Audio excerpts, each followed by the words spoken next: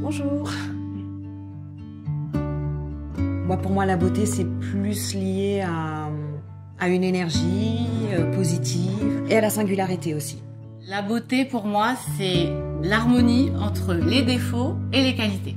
Pour moi, c'est quelque chose de parfaitement imparfait, la beauté. C'est aussi à l'intérieur de soi. Si on se sent bien, eh ben, on va se sentir beau.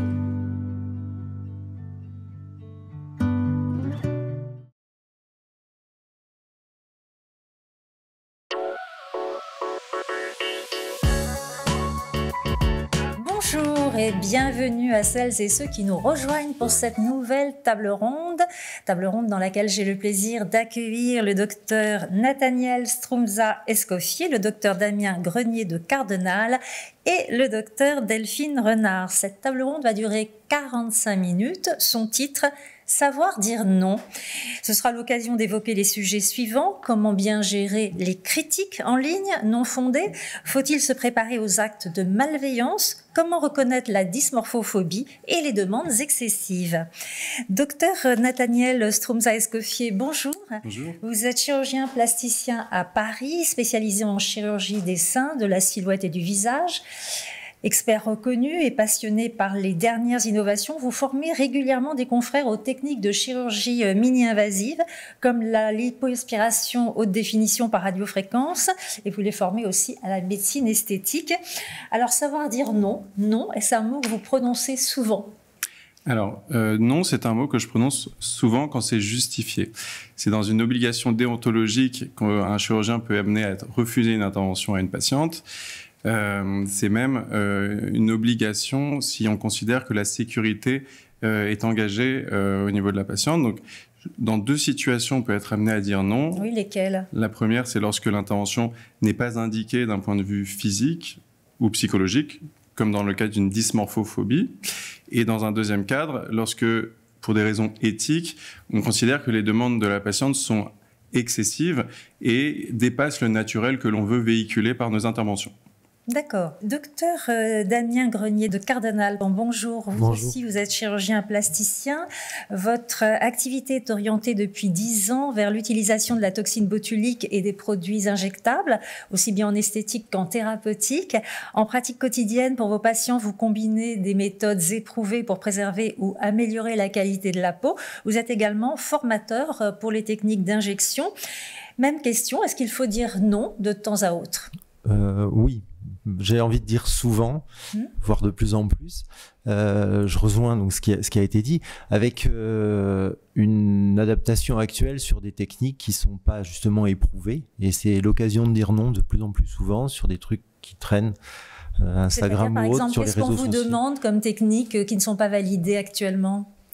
Que ce soit des procédés d'injection, que ce soit certains produits aussi qui sont pas en autorisation d'utilisation avec un marquage CE. Enfin voilà, il y a tout un tas de demandes un peu farfelues.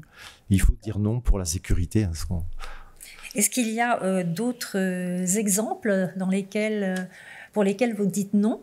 Oui, des demandes un petit peu excessives, pour pas dire délirantes, inadaptées, ou de techniques inadaptées de patientes qui voudraient, parce qu'elles ont vu que cette technique marche, elles voudraient ça pour elles, et en fait, c'est pas adapté du tout.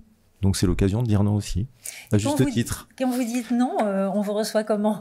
Plus ou moins bien, mais il faut l'expliquer. Il faut justifier le non. C'est pas toujours un non catégorique. Ça peut être un non temporaire pour un problème médical ou autre. C'est un non avec un accompagnement, des explications. Il faut parce que c'est pas rien n'est tranché en médecine ou dans nos activités. La médecine est un art. Voilà. Docteur Delphine Renard, bonjour. Vous êtes médecin généraliste, diplômé de la faculté de Paris 12, mésothérapeute avec un DIU en mésothérapie obtenu en 2012 à l'hôpital de la Pitié-Salpêtrière à Paris. Vous êtes installé à Saint-Maur-des-Fossés dans le Val-de-Marne. Vous pratiquez la médecine esthétique depuis 2010 et vous êtes médecin formateur en médecine esthétique au DUTIC, le diplôme universitaire des techniques d'injection et de comblement. Vous êtes aussi formatrice pour des laboratoires. Alors, est-ce que vous aussi, il vous arrive de dire non? Et si c'est le cas, est-ce que c'est simple de le dire? Alors oui, je dis régulièrement non. Pas très souvent, mais assez régulièrement. C'est simple. En gros, si on écoute bien le patient et sa demande, si on lui explique bien pourquoi on dit non, je pense que c'est assez simple et c'est très rare qu'il y ait un conflit qui s'installe entre le patient et moi. Et ce, pour plusieurs raisons. Ça peut être, comme on disait tout à l'heure, dans certains cas, médicalement parlant, on va contre-indiquer les injections. Et moi, dans mon cas, j'ai beaucoup de femmes qui sont enceintes ou allaitantes qui veulent quand même faire leurs soins, leurs injections, qui ont pris rendez-vous il y a 3 mois et elles sont tombées enceintes. Non, on va pas dans ces dans les contre-indications médicales, mais plein d'autres raisons. Donc, pour des raisons de santé, on va dire. Voilà. Mais après, pour des raisons, on va dire aussi éthiques ou en tout cas de soins non adaptés à la patiente ou en tout cas qui est une demande aussi, une demande farfelue, comme on disait. Alors, beaucoup de jeunes filles demandent des injections, par exemple de lèvres, tout le temps. C'est la demande qui est grandissante. Par contre, je dis souvent non, mais il faut essayer de les comprendre parce que sinon, en fait, elles vont faire n'importe quoi ailleurs. Donc, dans certains cas, on leur donne des limites, en fait. On peut établir un cadre, expliquer bien ce qu'on peut faire pour elles, ce qui peut être joli ou acceptable anatomiquement. Injecter les lèvres, mais pas autant. Mais pas autant que ce qu'on demande des photos qui traînent sur les réseaux, des non-médecins qui injectent souvent, ou des médecins qui venaient de l'étranger. Voilà. Dans ce cas-là, oui, souvent je dis non. Et puis dans d'autres cas, des patientes qui viennent très, très régulièrement, c'est plutôt des patientes un peu plus âgées qui sont habituées aux injections et qui veulent rester toutes tendues, et là elles vont demander beaucoup et très souvent des injections et des fois il faut leur dire non. Et en plus il y a des nouvelles techniques qui font que on va pouvoir leur proposer d'autres choses. D'accord. Et alors quand pour des raisons psychologiques, vous parliez de dysmorphophobie, vous dites non, est-ce que vous essayez d'orienter vers un psychologue ou un psychothérapeute ?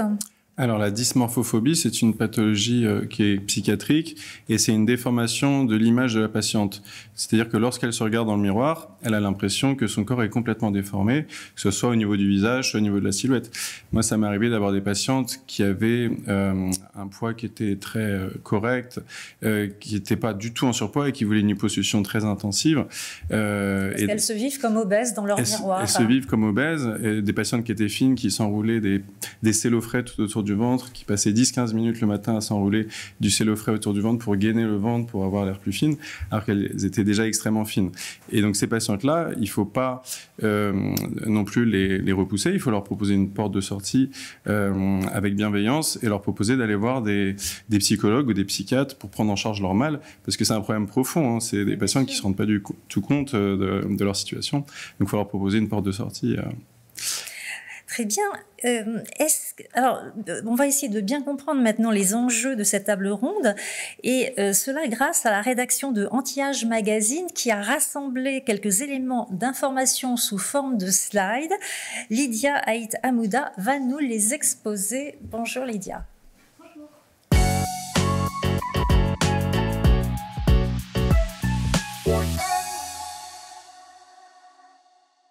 Mais essentiel pour tout cabinet de médecine esthétique, c'est-à-dire savoir dire non, mais surtout comment bien gérer les critiques en ligne non fondées. Dans un monde hyper connecté dans lequel nous vivons aujourd'hui, les avis ont un impact significatif dans l'activité et la réputation d'un cabinet. À l'inverse, les avis négatifs, surtout lorsqu'ils sont infondés, peuvent nuire gravement à la réputation d'un cabinet et décourager de potentiels nouveaux patients. Il est donc crucial de répondre efficacement et de manière professionnelle à ces avis. Aujourd'hui, je vais vous donner donc 4 conseils pour bien répondre et réagir à ces critiques. Le premier étant de réagir rapidement et de manière professionnelle.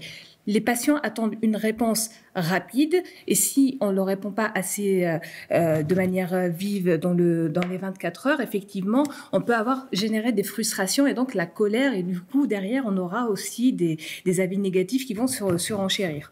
En deuxième conseil, on a analysé et trié les critiques. Il y a un dicton qui dit « Don't feed the troll », qui est « Ne nourrissez pas les trolls ». Qu'est-ce que c'est ? C'est-à-dire que si vous recevez un avis négatif et que derrière cet avis négatif, vous surenchérissez en disant par exemple « Voilà, on n'est pas d'accord », etc., de manière non professionnelle, bien évidemment, la personne va se sentir vexée et va lancer des avis encore plus négatifs, et donc là, il est conseillé généralement d'offrir une adresse mail, un numéro de téléphone afin de convenir d'un rendez-vous et en parler de manière privée sans dévoiler tout ce qui est vie privée, etc. Et enfin, il est important d'encourager la discussion hors ligne. Tout ça, bien sûr, en offrant une possibilité de discuter en privé et de résoudre les problèmes de manière plus approfondie et d'éviter des escalades publiques. Voilà. Merci Lydia pour ces explications qui sont aussi des conseils pratiques pour bien gérer les avis, qu'ils soient positifs ou négatifs. Nous allons en débattre avec nos invités, mais tout d'abord, une courte pause.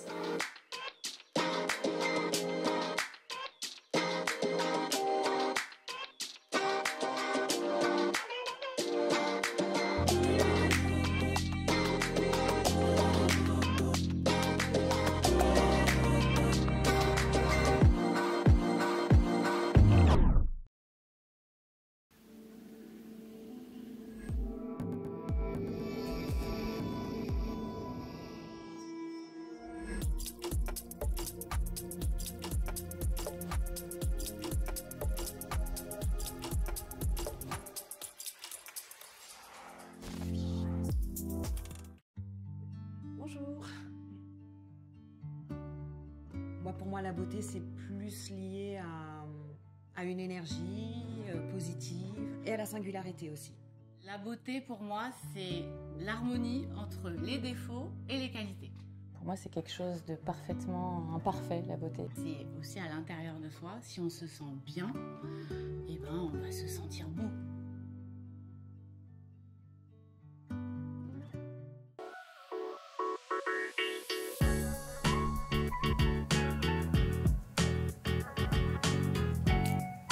Les réseaux sociaux ont favorisé l'apparition de commentaires qui peuvent être virulents parfois.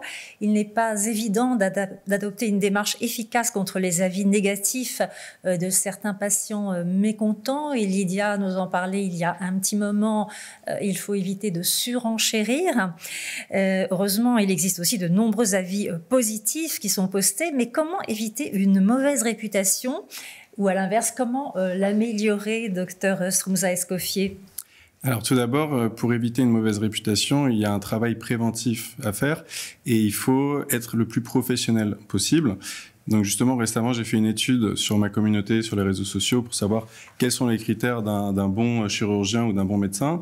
Et il y en a 4 qui reviennent souvent. C'est la bienveillance, la transparence, la disponibilité et l'écoute. Et donc lorsque l'on remplit ces 4 critères, lorsque l'on est très transparent sur ce qu'on peut apporter aux patients, qu'on est bienveillant et qu'on respecte les bonnes indications, il n'y a aucune raison qu'un patient soit contrarié et veuille mettre un avis négatif.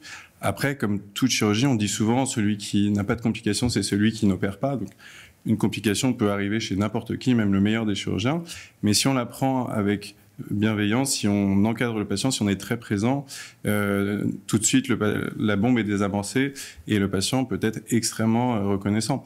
Moi, j'ai eu dans mon expérience des patients qui avaient des complications, mais ils étaient tellement contents que je les ai pris en charge. Souvent, quand un patient a une complication, il a tendance à culpabiliser, à se dire que ça vient de lui, l'erreur.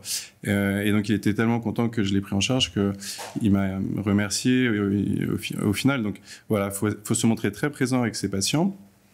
Et donc, une fois que le patient est satisfait, c'est lui-même qui va faire briller l'aura du médecin en mettant des bons avis sur les réseaux sociaux, créer des groupes de patientes qui vont discuter de façon positive du médecin. Donc voilà, il y a la partie préventive, se montrer vraiment très professionnel avec ses patients, et la partie indirecte des patients qui feront leur retour de leur côté. Mais alors, ce qui est étonnant, c'est que dans votre étude que vous avez menée sur votre communauté, on définit le bon médecin ou chirurgien esthétique par la bienveillance, par des critères finalement psychologiques, mais on ne met pas en avant la technique. Alors, bizarrement, lorsque un patient va voir un médecin, c'est parce qu'il est reconnu d'un point de vue technique, ça fait aucun doute, ou c'est lorsque un proche a été opéré par ce chirurgien et est content de l'intervention. Mais c'est vrai, quand on pose la question à un patient, c'est pas le mot qui revient en premier. Ouais. Je l'ai vu auprès de beaucoup de mes patients. Et un patient, en fait, il a vraiment besoin d'avoir un feeling avec son praticien. C'est-à-dire qu'un patient, il peut voir le meilleur chirurgien du monde, mais si le meilleur chirurgien était très désagréable, il s'est pas senti en confiance, il s'est dit, bon, ok, il va m'opérer, mais si au niveau des suites, il est pas très présent, au final, je serai pas satisfait de la prise en charge globale. Donc, on est dans un cadre où les patients, ils viennent de base, ils n'ont pas forcément de problème de santé. Ils viennent d'une démarche volontaire pour une amélioration, pour du bien-être.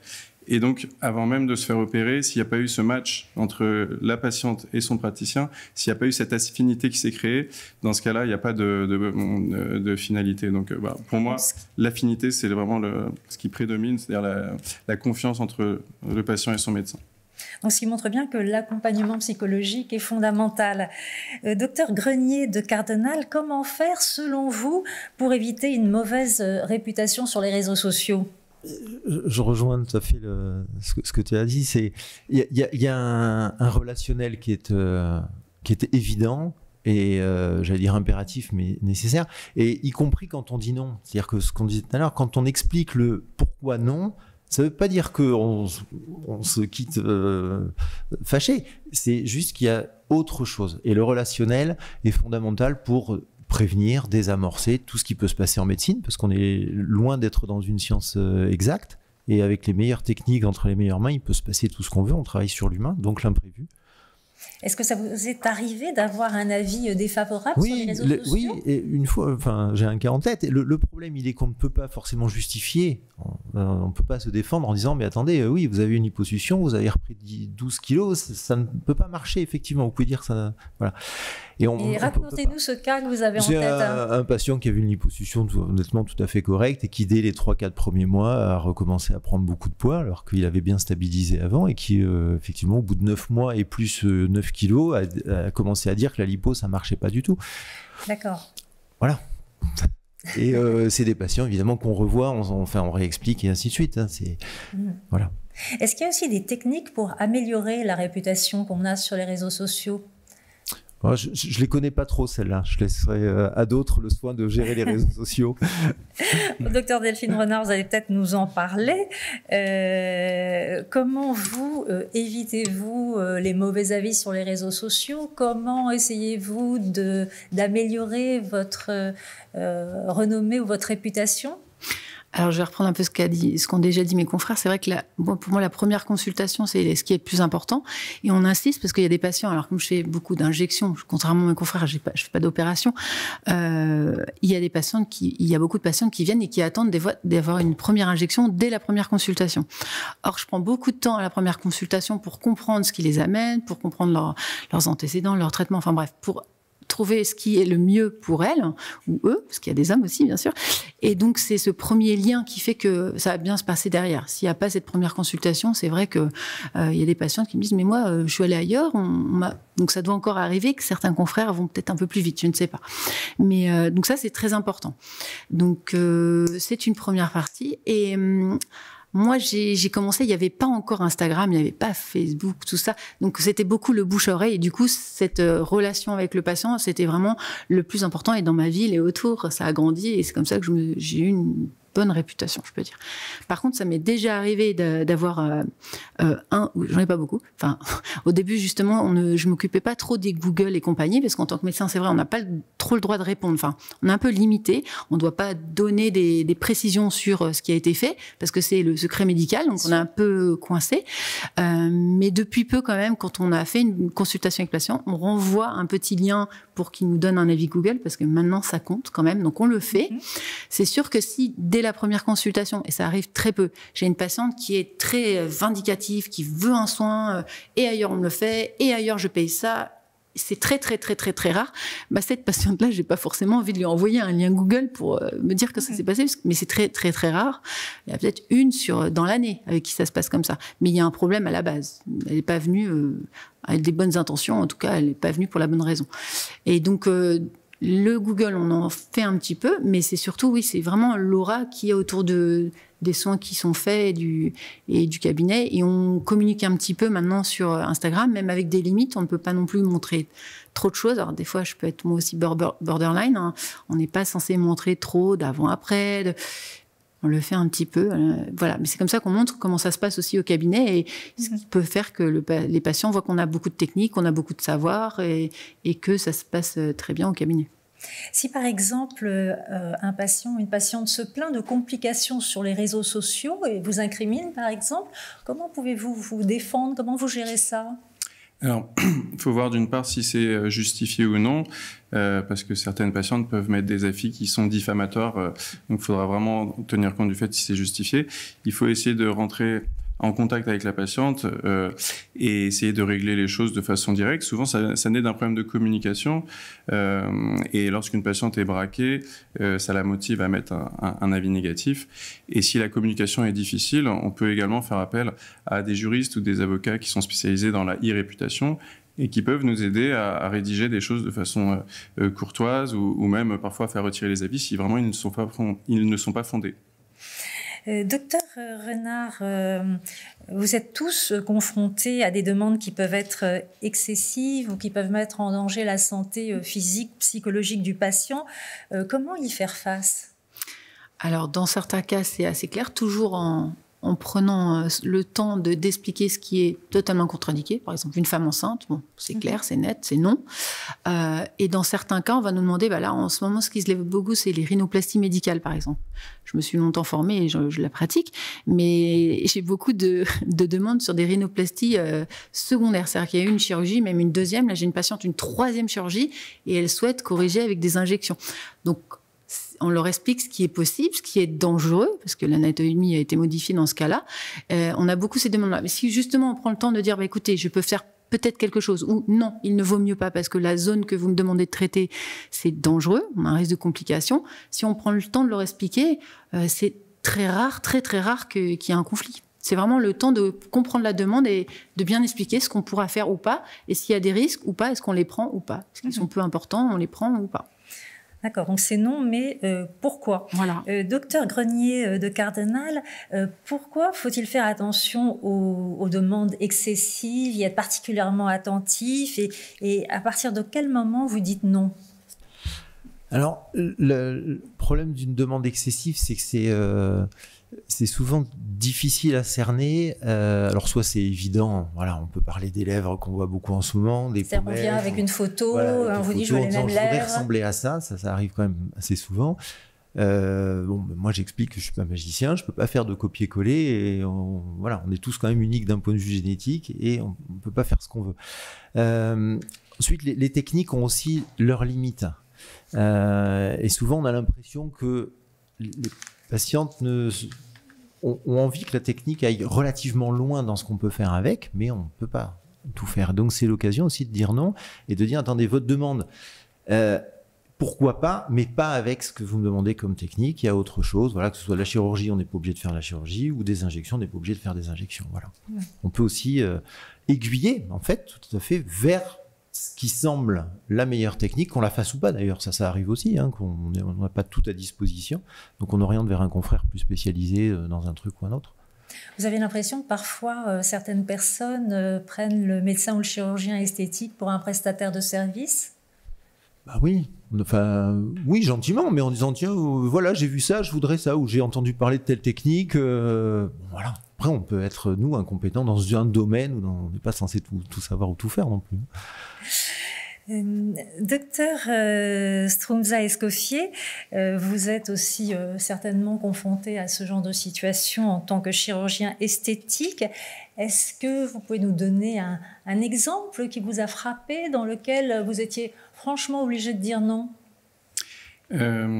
Alors, en effet, lors d'une patiente qui était fine, qui avait un poids à 45-50 kg et qui trouvait qu'elle avait des excès de graisse au niveau des hanches, j'ai été obligé de lui dire non parce qu'il n'y avait aucune indication à réaliser une lipoaspiration.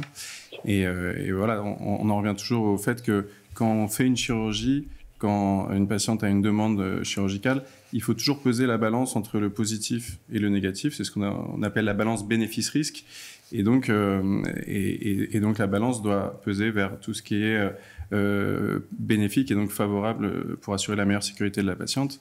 Et donc dans le cadre de la dysmorphophobie, donc il faut repérer en consultation toutes les patientes qui ont une dysmorphophobie de telle façon à éviter d'opérer une patiente qui ne sera pas forcément contente de l'intervention qu'on va réaliser et qui en plus risque de demander de nouvelles interventions qui ne seront pas justifiées.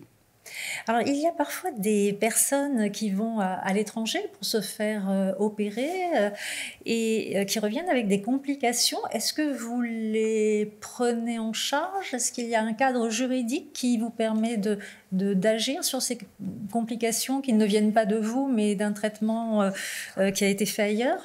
Alors, c'est vrai que ça m'est arrivé dans ma carrière de recevoir des patientes qui avaient été opérées à l'étranger. Et donc, celles qui viennent nous voir en consultation, c'est celles pour lesquelles ça ne s'est pas bien passé de façon objective. Et donc, on se retrouve avec des complications qui sont parfois lourdes, avec des nécroses au niveau de la peau, des réouvertures de cicatrices, des prothèses mammaires qui sont exposées. Et donc, oui, il faut prendre en charge ces patients, puisqu'on est avant tout médecin. Et si une patiente a une complication, il faut pouvoir lui apporter un service. C'est souvent des situations où on n'est plus du tout sur de la médecine esthétique ou de la chirurgie esthétique, on est sur de la reconstruction, donc c'est souvent dommage parce qu'on part d'une intervention qui doit être esthétique et on se termine avec des prothèses qui sont retirées, des seins qui sont asymétriques et donc la patiente automatiquement elle va rentrer dans un processus de chirurgie réparatrice et donc en général ça se fait dans des services qui sont adaptés pour essayer de retrouver quelque chose de convenable. Docteur Renard, les praticiens font face aussi à des sollicitations qui peuvent paraître inhabituelles, féminiser un garçon ou masculiniser une fille. Comment comprendre ces demandes ? Alors, moi, personnellement, j'ai quelques cas. Et en fait, si c'est... parce qu'il y a tout un parcours, en fait, pour passer d'un genre à un autre. Il y a un certain... Je crois qu'avant 17 ans, on ne peut pas prendre d'hormones. Il y a un cadre légal en France. Donc, si la personne... première consultation, évidemment, on va faire tout le tour de sa demande. Et on va voir s'il est possible ou pas de faire quelque chose. Est-ce que déjà, sa demande, elle est... anatomiquement possible? Est-ce que elle a déjà une longue évolution de son passage d'un genre à l'autre? Moi, j'arrive au bout du chemin et elle a déjà presque l'aspect, par exemple, chez une jeune femme qui est devenue homme et elle arrive au bout du chemin et il y a juste quelque chose dans son visage qui effectivement est un peu trop féminin, elle veut se masculiniser. J'ai un peu de mal encore quand même maintenant, mais j'écoute la demande et on en reparle en général au moins à 1 ou 2 consultations et ça arrive qu'on apporte un petit changement. Maintenant, c'est vrai que je connais des confrères... Parce que ça fait partie de tout un processus. Oui, c'est long en fait. Voilà. Et il faut mais si une personne vient vous voir oui, pas de problème. Pour ça et n'est pas transgenre, mais juste... Non, on peut écouter, on va avoir une consultation, on va écouter le patient, mais il faut lui expliquer que c'est tout un processus en fait, qu'on ne va pas du jour au lendemain vous faire une injection parce que, alors oui, certes, il y a des produits dégradables, mais enfin c'est quand même un geste qui a des conséquences anatomiques et esthétiques. Et si la personne du jour au lendemain, en fait, c'était une lubie, et elle n'a pas vraiment besoin de changer d'aspect à ce point. Donc, il faut prendre le temps de bien comprendre et de bien expliquer tous les aspects, tous les tenants et les aboutissants de ces démarches. Voilà. Mais c'est pas fréquent encore, en tout cas chez moi, mais je connais des confrères qui en font beaucoup, plus à l'étranger aussi. Docteur Crenier de Cardenal, est-ce que vous êtes confronté à ce genre de situation? Très peu. Très Dans peu. mon activité, très très peu. Et vous? Alors, moi, j'ai été confronté aux patients transgenres lorsque j'étais à l'hôpital et par la suite lorsque je me suis installé en activité privée. Et donc, c'est une population... c'est vrai qu'au début, ça peut être un peu difficile de se dire qu'on va changer le sexe d'un patient, mais c'est des populations qui sont vraiment en détresse psychologique. C'est des demandes qui remontent souvent à l'enfance. Dès 5-6 ans, elles se sentent pas à l'aise dans leur sexe. Et donc, au final, c'est même une pathologie qui est reconnue par la sécurité sociale avec une prise en charge qui va avec. Donc, à partir du moment où j'ai pris en charge mes premiers patients transsexuels, je me suis rendu compte que l'impact qu'on leur apportait, le bonheur qu'on leur donnait en les accompagnant vers cette modification de sexe est vraiment très important. Et donc, voilà, c'est aussi valable en chirurgie qu'en médecine esthétique, parce qu'en médecine esthétique, on arrive à faire de très belles choses en féminisant un visage ou en le masculinisant. Et en chirurgie, c'est beaucoup plus délicat parce qu'on va vraiment faire des techniques qui sont irréversibles. Et donc, le parcours est beaucoup plus important, beaucoup plus soutenu en chirurgie pour ne pas qu'un patient prenne une décision qu'il va regretter par la suite. Docteur Renard, est-ce qu'il vous arrive de dire non parce que ce sont des mineurs qui veulent les injections et qui n'ont pas le consentement écrit de leurs parents? Alors, moi, personnellement, dans mon activité, je n'injecte pas les mineurs. Après, je fais pas beaucoup de pathologique aussi. Je fais vraiment de l'esthétique.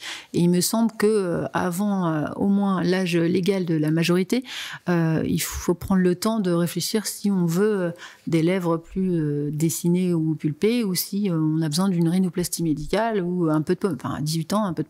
On peut avoir des manques, enfin des petits, ce qui paraît être un défaut pour la personne sur son visage, mais avant 18 ans, comme il y a encore des bouleversements psychologiques, hormonaux, morphologiques, je pense que c'est pas en médecine esthétique pure, ça me semble pas justifié. Maintenant, on peut faire de la médecine esthétique mais réparatrice.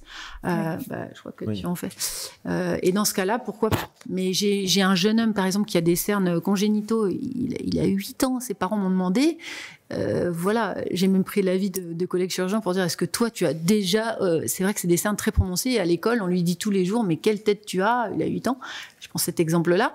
Non, bien sûr que même les chirurgiens m'ont dit non, un cerne prononcé, non, enfin en tout cas j'ai pris au moins 7 contacts pour voir si, parce que les parents sont aussi demandeurs. Mais que dit la loi sur ces demandes avant 18 ans? Avec le consentement des parents, je pense qu'on peut. C'est obligatoire? Avec le consentement des parents, oui. Consentement des parents, oui. Ouais. Même en esthétique. Est-ce que, docteur Grenier du Cardinal, est-ce que vous êtes peu confronté à des demandes non genrées, mais plus à la dysmorphophobie? C'est quelque chose d'assez courant, j'ai l'impression, en vous écoutant les uns les autres. Oui, parce que c'est relativement facile actuellement de se trouver un défaut et de croire qu'il est réel, vrai, gênant, que ça impacte tout, parce que les copines au collège, au lycée ont dit tiens, t'es bizarre, t'as un nez tordu, un truc. Et ça finit par s'ancrer un petit peu dans l'inconscient et dans le regard que chaque individu se porte à lui-même à l'occasion d'un selfie ou d'un miroir. Et donc on se trouve des défauts qui n'existent pas. Et je pense que c'est relativement... Ça fait partie un peu du harcèlement scolaire. Oui, on est à la limite quand même, parfois. Hein. Moi, j'ai des demandes alors plutôt au lycée, fin de lycée, de jeunes patientes qui viennent me dire mais on me dit tout le temps que j'ai ceci, j'ai cela, qu'est-ce que vous en pensez? Et je voudrais le corriger. Mais vous n'avez rien. Voilà. Le problème est là, c'est que si ça se joue beaucoup sur les lèvres ou le nez, mais quand il n'y a rien, il n'y a rien.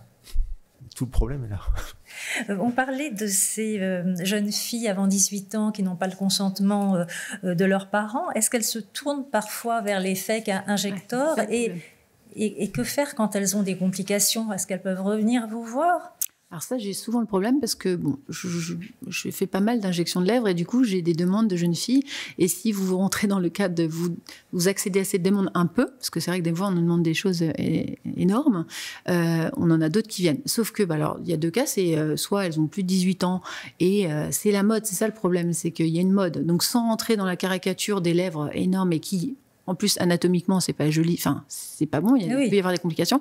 On peut rentrer dans cette demande. On peut refuser. Il y a des médecins qui refusent de faire sur une lèvre qui est charnue, normalement charnue à 18-19 ans. Mais le problème, c'est qu'elles vont effectivement aller chez celle qui va dire oui. Et qui est-ce qui dit oui tout le temps? C'est le non-médecin. C'est celle qui injecte et qui n'est pas médecin. Donc, il y a et moi, j'ai par exemple eu le cas d'une maman qui vient, qui m'amène sa jeune fille de 15 ans, qui est modèle, qui lui dit, docteur, elle n'a pas beaucoup de lèvres par rapport aux autres modèles. Injectez ma fille. 15 ans et des lèvres normales pour 15 ans, mais donc moi personnellement là je dis non et je dis pourquoi pas plus tard, mais oui, mais toutes les autres le font. Ah bon, toutes les autres modèles mineurs le font. Ah j'étais pas au courant. Enfin donc voilà, mais effectivement on récupère du coup, si on dit non, elles vont voir quelqu'un qui aura le oui plus facile et plus des non médecins que d'autres, et on vient nous voir après avec des défauts. Et c'est le problème, parce que si c'est un petit défaut, on le respire bien et je veux bien réparer, mais comme on ne sait pas ce qui a été injecté, c'est ça notre problème aussi, c'est quand on ne sait pas ce qui a été injecté, est-ce qu'on passe derrière pour dissoudre? Donc s'il y a un gros défaut, moi j'envoie c'est quand même des décisions difficiles à prendre. Hein. Dire non, ça peut être difficile en pensant à ce qui va pouvoir se passer avec les fake injecteurs. Il y a une grosse question de responsabilité d'intervenir après, effectivement. Oui. En plus de réparer, il y a un problème. Alors, il y a aussi un problème avec les réseaux sociaux, ce sont les utilisations de filtres qui, évidemment, transforment l'image, l'apparence, qui rendent plus beau, plus mince, etc. Est-ce que vous avez des cas de patients ou patientes qui veulent finalement ressembler à leur propre filtre ? Alors oui, depuis l'essor des filtres sur Snapchat ou sur Instagram, on a eu une augmentation de demandes abusives justement de patients qui veulent à tout prix ressembler à leur filtre. Et donc c'est pas toujours réalisable d'un point de vue technique. Et parfois on est en dehors du cadre du naturel. Donc en effet, les filtres ont eu un impact négatif sur la propre vision du patient. Et donc ça peut gêner l'appréciation qu'on va proposer à nos patients. En général, on veut être du naturel. Après, l'utilisation des applications de modification du visage comme Photoshop, on les a souvent utilisées dans notre pratique professionnelle pour faire des simulations avant une rhinoplastie, où il y a des logiciels également qui permettent de faire la simulation en fonction de telle ou telle prothèse mammaire pour donner une idée du rendu au patient. Donc, l'utilisation de ces applications, ça peut être intéressant pour le patient, pour lui donner... Et pour se projeter. Pour se projeter, tout à fait. Intervention. Donc, l'utilisation de ces applications peut être à visée positive, mais il ne faut pas que ça dépasse un cadre naturel et un cadre éthique. Et vous aussi, vous avez des patients qui voudraient ressembler à leur filtre ? Oui. Oui. Mais Comment vous les gérez ? En expliquant que c'est souvent, enfin, le filtre n'est qu'une image à un moment donné et qu'un visage ça bouge et que ça va de toute façon évoluer, que la morphologie va changer, voilà, et que on ne fiche pas à un moment avec un résultat temporaire de toute façon. Est-ce que ça vous arrive les uns et les autres, peut-être par manque de temps, pour éviter d'avoir des commentaires négatifs? Est-ce que ça vous arrive de faire appel à un coach en communication, un coach esthétique? Alors tout à fait, c'est un métier qui est devenu à la mode. On est dans une ère de communication, donc tous les métiers qui sont basés sur la communication, la gestion des réseaux sociaux, du site internet, ça devient important parce que ça permet d'une part de donner une bonne information et parfois ça nous aide à vulgariser l'information qu'on veut donner parce que nous, on est souvent dans des termes très techniques, on est dans notre métier, donc pour nous c'est facile. Mais pour des patients qui regardent notre site internet, ils sont parfois un peu perdus, comme liposuction à haute définition, radiofréquence. Tous ces termes-là, ça peut être confusant pour un patient. Et donc, l'apport d'une personne dont le métier est spécialisé dans la communication pour nous aider à vulgariser, c'est impératif, pour nous aider à nous protéger la réputation. Moi, je travaille avec une personne qui s'appelle Gaëlle, qui est très performante pour ça. Et donc, c'est vraiment un travail d'équipe. C'est-à-dire que nous, on est très fort d'un point de vue technique pour faire des injections d'acide hyaluronique, de la toxine botulique, pour opérer des patients. Mais après, il y a un cadre qui nous dépasse. Et donc, voilà, il faut s'entourer des bonnes personnes. Elle gère la communication. Il faut s'entourer des bonnes personnes. Et vous, docteur Renard? Moi, je commence à m'y intéresser parce qu'effectivement, j'ai mes limites. Et pour l'instant, non, je gère avec mon équipe. Et c'est vrai que c'est des fois insuffisant. Je pense il faut trouver la bonne personne, je pense. C'est pas évident non plus. Mais oui, bien sûr. Et vous... J'étais à un congrès ce week-end qui parlait justement de la communication. Ce qui va remplacer, ces personnes-là sont déjà arrivées, mais ce qui va remplacer ces personnes-là, c'est l'apport de l'intelligence artificielle avec ChatGPT. Et grâce à ça, justement, ça nous aide à faire de la communication. Et c'est un peu un assistant personnel virtuel qui va peut-être remplacer tous ces métiers qui peuvent nous aider dans la communication, puisque ça va être automatisé et vraiment très performant. C'est-à-dire, par exemple, vous donnez à ChatGPT un texte d'explication sur telle ou telle technique et il pourra vous la transformer en langage vulgarisé. Exactement, ChatGPT fait vraiment tout. J'ai une photo d'une technique, en 3 mots, je lui explique ce que je veux et il peut créer un texte qui sera beaucoup mieux que n'importe quel humain sur Terre. Donc c'est vraiment la révolution. Alors l'intelligence artificielle, puisqu'on en parle, elle peut vous aider dans le quotidien, mais est-ce qu'elle peut avoir des inconvénients, vous orienter vers un mauvais diagnostic par exemple? Alors, moi je n'utilise pas du tout l'intelligence artificielle à visée diagnostic, vraiment. Ça va aider beaucoup, voilà, à vulgariser, développer, transmettre un petit peu des infos. Pour l'instant, d'un point de vue diagnostic, c'est pas encore complètement fiable. On reste avec des pourcentages quand même un petit peu d'erreurs ou d'approximation. Donc je pense que pour l'instant, il faut s'en méfier pour certaines applications. Mais il y a un potentiel énorme d'un point de vue information. Docteur Renard, vous pensez que l'IA, l'intelligence artificielle, va jouer une place prépondérante et dans votre communication et dans votre métier, votre profession sur le plan technique? Oui, je pense que dans les deux sens, ça va nous aider. Ça va, je pense, changer notre travail aussi, je pense, la façon de le faire. Peut-être qu'on aura plus d'outils. Alors peut-être que le médecin, j'espère qu'on ne va pas aller jusqu'au point où le médecin n'injecte plus. Mais bon, il y a une évolution sur justement les applications pour faire le diagnostic, même morphologique pour les injections, sur les protocoles qu'on peut proposer aux patients. Rien que ça, déjà, ça peut nous aider. Mais je pense que ça peut aller beaucoup plus loin et moi, ça me fait un peu peur du coup. Elle vous fait peur ou Ah non, moi, elle vous attire? Ouais, elle m'attire beaucoup parce que c'est en fait ce qu'on avait l'habitude de faire de façon scolaire et naturelle et qui nous prenait des heures et des heures de rédaction. On peut vraiment le condenser en quelques minutes. Et il y a une application qui s'appelle Nabla qui est sur la consultation médicale. Et donc, je pose mon téléphone, j'active l'application. On discute comme si vous étiez une patiente et j'étais le praticien.